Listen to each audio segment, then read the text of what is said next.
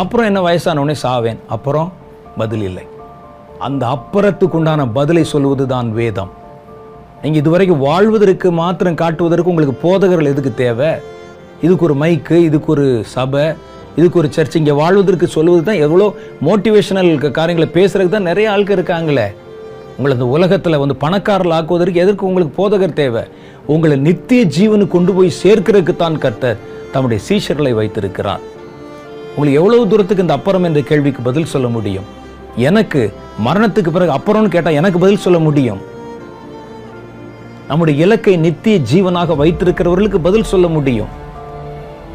கர்த்தருடைய சீஷரிடத்துல இந்த பவுல்கிட்ட கேளுங்களேன், அப்புறம் கேளுங்க, சொல்லுவார் பக்கம் பக்கம். அப்புறம் என்ன நடக்கும்? அது பிறகுதான் பெரிய வாழ்க்கை இருக்கிறது. ஆனா அந்த உலகத்தில் இருக்கிறவர்களுக்கு அப்புறம் என்ற கேள்விக்கு பதில் இல்லை. அப்புறம் என்ன செய்வீங்க? அவ்வளவுதான், தெரியாது.